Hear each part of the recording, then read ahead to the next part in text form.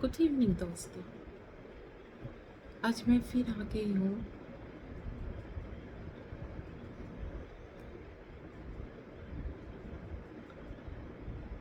my story about zolpidem and and and uh,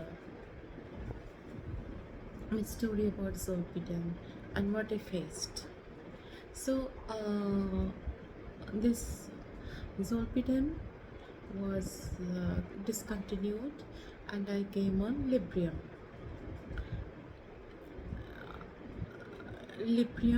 There was a slow tapering of zolpidem, and and there was a slow tapering of zolpidem, and um, the Librium continued.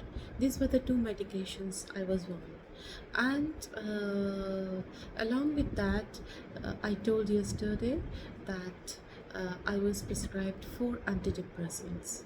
So I didn't take any of those antidepressants. I didn't take. I will talk about antidepressants like Mitas, like Nexito, like several other SSRIs, SNRIs, about them later and what they cause to your body. Now, see, just today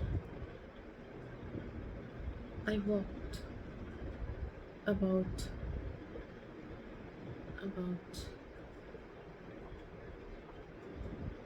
3,200 steps.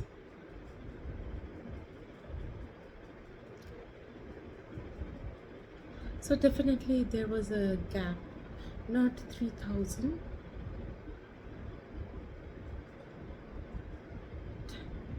3,281, 3,281 steps. That is almost 3.1 kilometer. So I have just started with, there was a long time. I'm just having my lunch. My lunch is just a bowl of dal. You see, just a bowl of dal. Just a bowl of dal.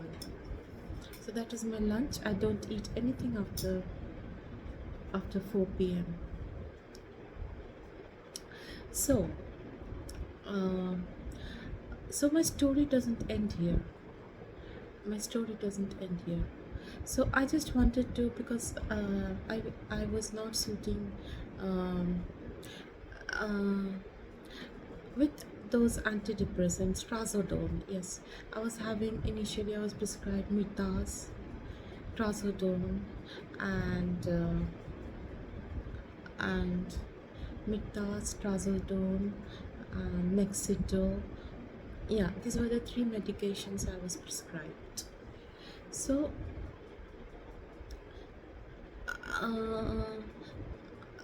it went for 7 days, 8 days, and I was not feeling well.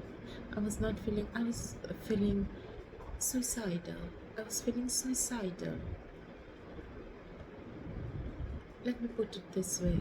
I was feeling suicidal. What is this life? I was not feeling anything. I mean, just a few days back, I was planning a trip to Kolkata. I was planning a trip to Thailand. I wanted to go on a Buddhist pilgrimage to Thailand, Namo Buddhaya. I was going on a pilgrimage to Thailand to see the Buddhist temples there, but I had to cancel. I had to cancel everything. My from Kolkata, Bangkok, Kolkata trip. Okay. So, this antidepressants I didn't take. I discontinued. One day, I told, enough is enough. Either I will die or I will live. Either I will die or I will live. I have to choose whether I live or whether I will live or I will die.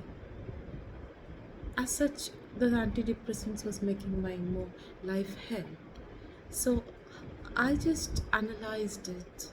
I just analyzed it that what what more it can, what more, what more it can do, what more it can do. I mean, if I don't take the medicines, if I don't take the so-called antidepressants, if I don't take those antidepressants, what more, what what more can happen to me? I will die. I was ready to accept that. As such, I was suicidal. I was very, very suicidal. I uh, I used to in the afternoon time, I used to think that is taking sleeping pill an option, or you know is cutting my veins as an option, or I stay in second floor, or jumping from the second floor is an option. Which one is a better option for death? I was thinking about death. I was thinking about death. From just within 2 months, it happened within 2 months. I was a happy, gym going, planning trip. I'm that kind of person. Uh, I was I was made like this on antidepressants, where I was not comfortable in that antidepressant. So I thought, I don't, I don't, I don't solicit doctor shopping, but I wanted to have a second opinion. It's all about my life when I'm having so much suicidal thoughts. So I went to a very, you know, um,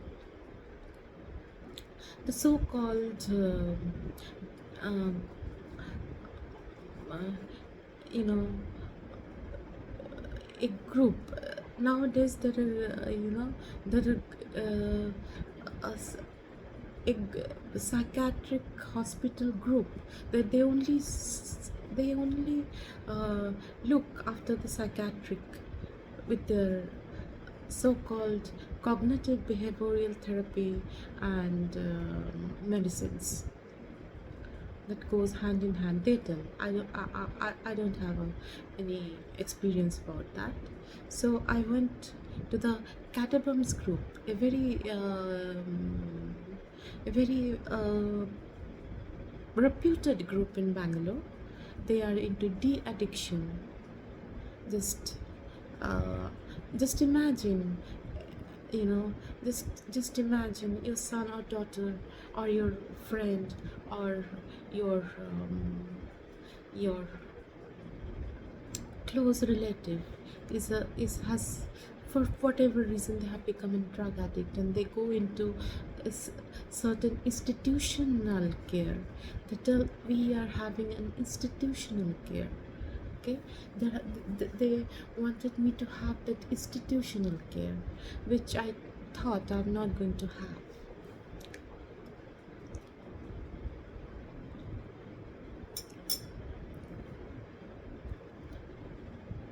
So I went to the doctor. I told, these are not suiting me. These are not suiting me. Do you know what she told me? That I'm getting suicidal thoughts. I'm getting suicidal. I'm thinking about means, how to, how to die. How to die. I had no problem. Physically, I had no problem. I lift 40 kilos in the deadlift I do. So basically, I went to her, and I told her I'm getting suicidal. So so please hear me out. What she told? She told me that you might have googled the symptoms, and you were just, vomiting what is written in the Google. You're just vomiting it out. You're just you you have developed a kind of obsession. You have developed a kind of obsession with antidepressants. You have developed a kind of obsession. You're obsessed about antidepressants. She's I was thinking how to die, and then she was this Cadabums. I'm taking names. The Cadabums group. They should they should actually come and say sorry that we misbehaved with you. They were telling me. They were telling me, I'm just imagining things. I'm just imagining my suicide. I'm just staging my death. Why would I stage my death? Why would I think of dying when I was so happy in my life? So again, she prescribed some other depressants. She was just, and they have this package kind of a thing. You take 4 sessions, you get 10% discount. You get. I mean, they're playing with the lives. They're playing with the lives. They're playing with the emotions of people, and they suggested that you should go for therapy. Therapy. I started thinking of suicide, and they were telling me you should go for therapy. And what did the therapist ask me? What is your annual income? Does my annual income determine whether a medicine suits me or not? I'm a very logical person. I'm from NIT Warangal. I mean, it takes a lot of hard work to, you know, to to you know do your masters from NIT. It takes a lot of hard work.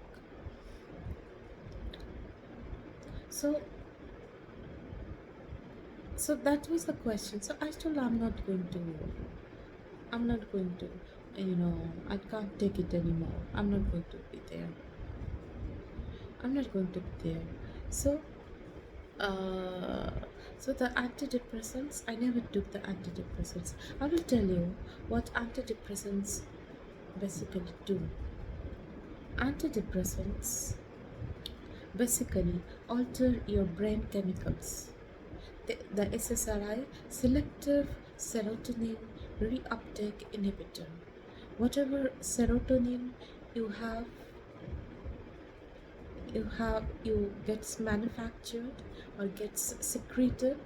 That's a hormone that's not getting reabsorbed in your body.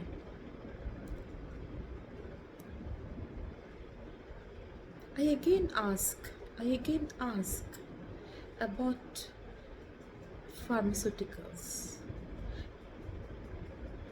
Why they have different policies for the America and for India, for the developing countries and for the developed country? Why there is not a boxed warning against? You have a boxed warning for cigarettes, you have a boxed some kind of warning against alcohol, but why not these medicines? When doctors are abusing them, the patients are abusing them, everyone who gets a hand on this, their uh, I mean, the doctors, they take just 5 minutes to give you a zolpidem, a benzodiazepine. It's such a um, you know such a nonsense medicine that is, and they're not. I mean, they're not prescribing it for you know so anyway, I was feeling suicidal. I was suicidal. I thought that if I take this antidepressants, I will be nowhere. In few months time, I'm going to die. I'm going to die. I'm Let me embrace death. without having the antidepressants. And what problem I had, I'm not depressed, but they told they can sedate you. They can sedate you. You are having you imbalance in your brain chemicals, which I feel is a very debatable thing. I was feeling I was having um, imbalance in my brain chemicals. But they never tell you, these doctors, they never tell you that these things are preventable. The first line of treatment for depression, I don't think anyone is depressed. In, I mean, you can have a feeling of low mood. Women usually have premenstrual syndrome, but but but I don't think there is you know there is there is there is depression. That is the end of the horizon, you know, as they say that it's end of the horizon, it's end of everything, and you have to take antidepressants. If you are not on antidepressants, what the, will we prescribe you? Either you are on antidepressants or central nervous depressants. I will tell you what happened with me when I was taking zolpidem. I did remember those nights, you know, when I was um, when I was when I was uh, taking zolpidem in the as prescribed by the doctor, and I was calling people in my phone, and I was talking rubbish with them. I mean, does that make sense? Tell me, does that make sense? It doesn't make sense, right? It doesn't make sense. I should have been warned. I should have been warned that if you take this medicine, you are not going to call anyone, you are not going to drive a vehicle, you are not going to do anything which requires mental attention.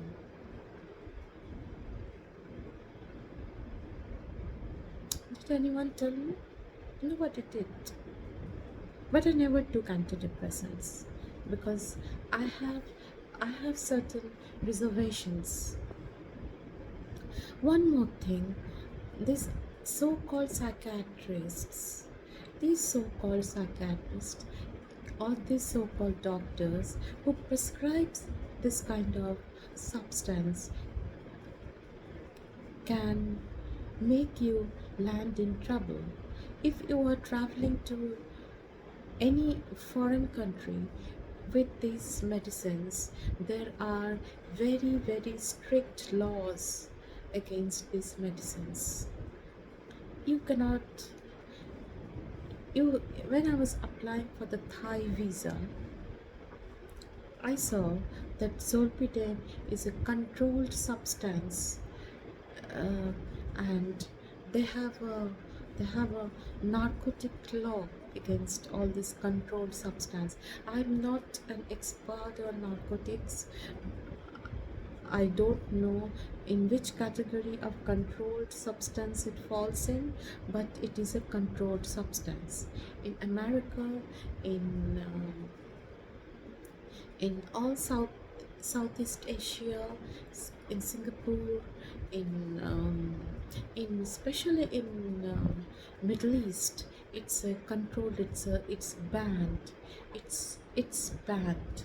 So if you are taking a prescription from a psychiatrist in India, and if you are traveling with those medicines in your bag and going to a foreign country, chances are their customs might catch you. The customs might catch you, and they can put you in jail, and you will be um, languishing in jail. and no no type of diplomatic relations between India and that country can bring you back to India, even if they're very, very strict. So, so when I was applying for the Thai visa, I sent them a mail. So I'm like, I knew because my husband was in Saudi for 8 years, and no medicines were allowed from India to Saudi Arabia.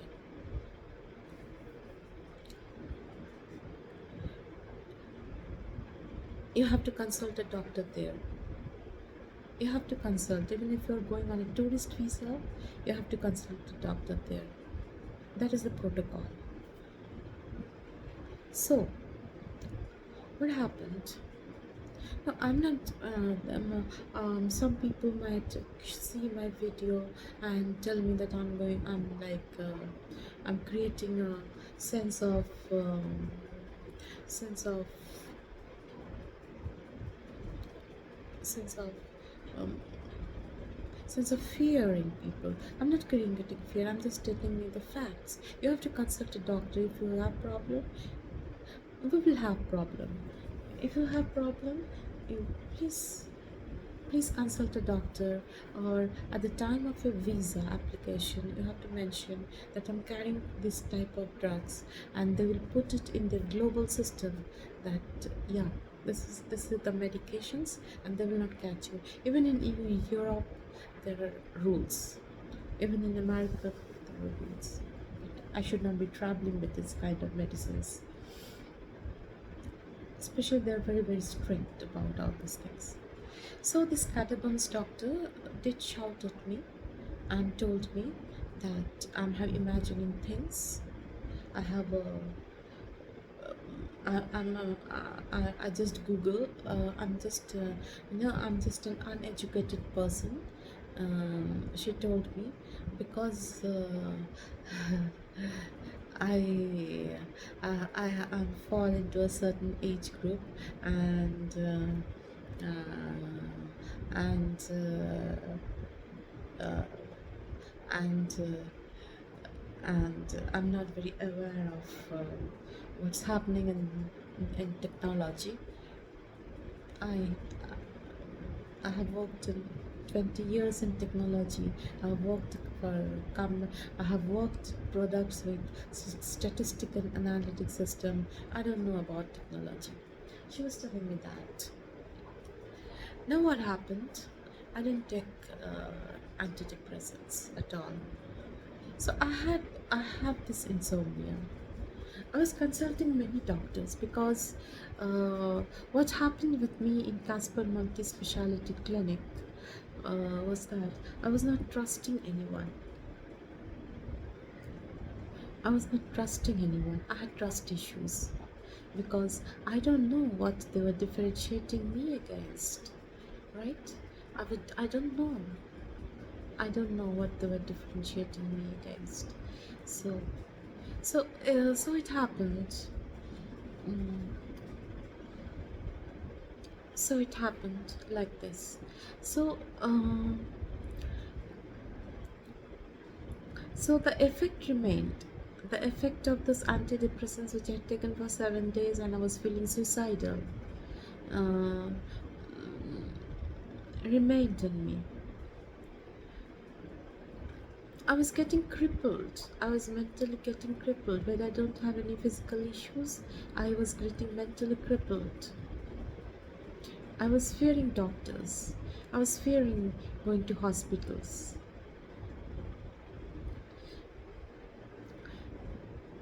So, what happened after that? I started to think that I'm this.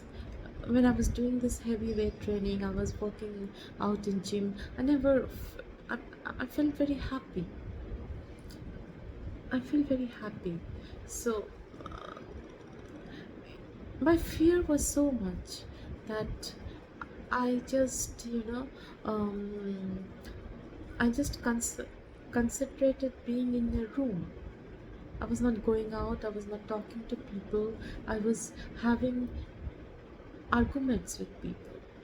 I became very argumentative. From a very calm and quiet person, I became argumentative. Just what was my complaint? Initial complaint was I had insomnia after COVID.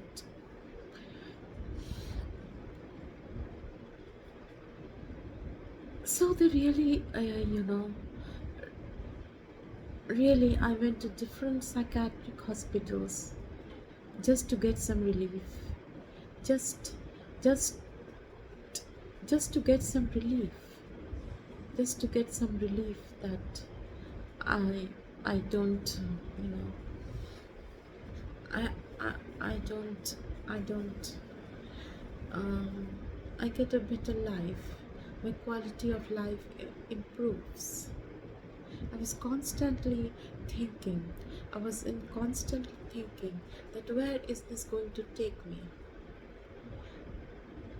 All the doctors, I mean, this catacombs group, they were telling me I was not cooperating with them. I'm a very incooperative patient. No, no. Anyway, there are separate studies. There are studies of the studies, which which may prove that antidepressants are antidepressants are suitable for insomnia, but that is not the first line of treatment.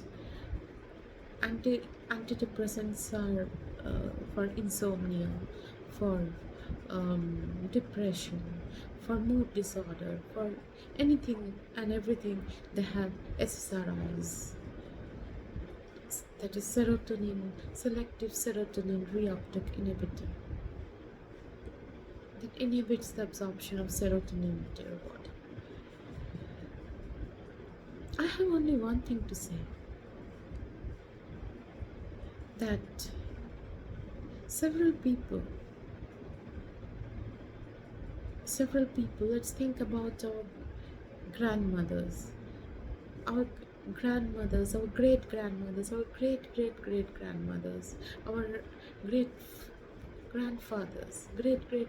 grandfathers, our aunts, our great aunts. Did they ever have antidepressants? Did they ever have? They lived in a very different society. They lived in a very different society from what we are living now. Maybe. They lived in very difficult times. There was famines, there were wars. There were famines, there were wars. Did they ever take antidepressants? That these antidepressants, these so-called antidepressants, came into being in, I think, I did a research on that in 1950s or 1960s. Were people not living before that? Were their lives were not fulfilling before that? Is antidepressant the only thing? They will not tell you about yoga. The psychiatric people, they will not tell you about yoga. They will not tell you about. They will not tell you about. Tell you about going to gym. They will not tell you about following a healthy lifestyle. Some of us don't have the time or don't have the inclination to go for yoga classes or go for gym per se, but they can still go for a walk. Today I walked, today I showed you, I'm feeling much better after walking.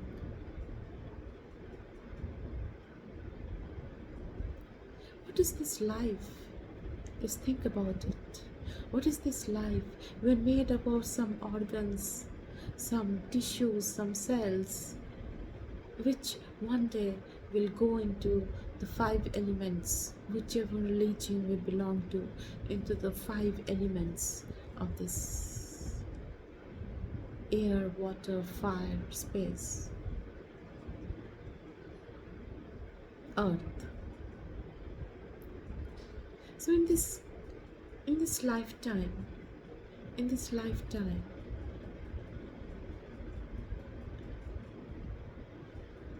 Why do we need what is the role of a psychiatrist, a psychologist, a therapy? I think we can be they cannot be above God. They can't be above God. They can't be above God.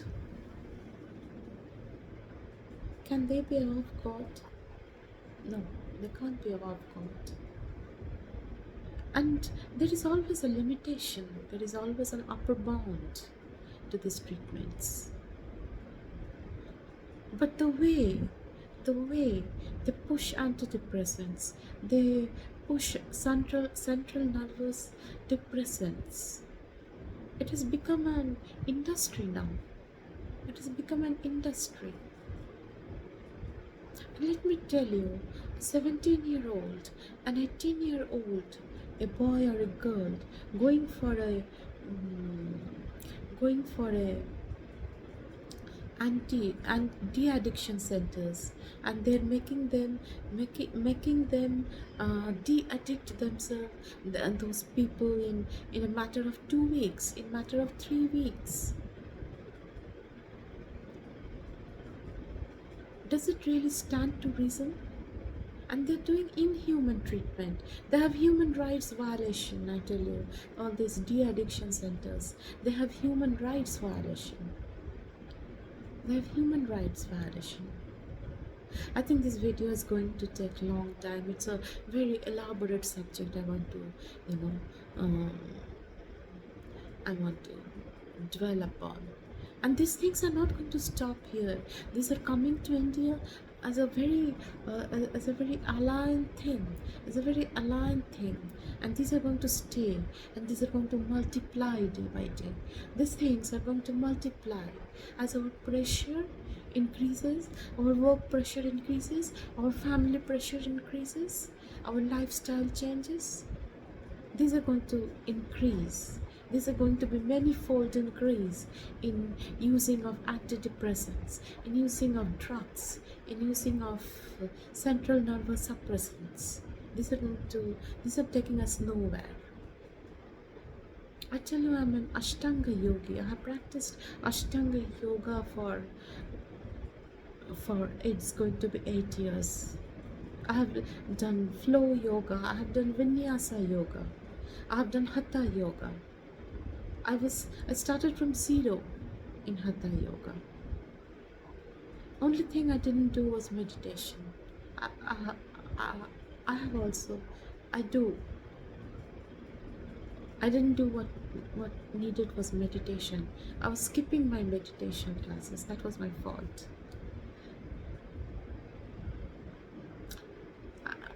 I'll tell you more about these things in my next video. In my upcoming videos, I'll be posting videos regularly now, telling what are the psychiatrists all about. They paint a rosy picture about the de-addiction center, that you can go in the foothills of, you will get luxury food. But what about this? What about this? What about your mind? What about your emotion? What about love? These are some things I will discuss in my upcoming video. So that's for today. Bye-bye. Well, I haven't today. I'm taking a lot of time. I took a lot of time, so I couldn't, share with you guys my prescriptions. But definitely tomorrow I'm going to, share with you my prescriptions. Bye bye.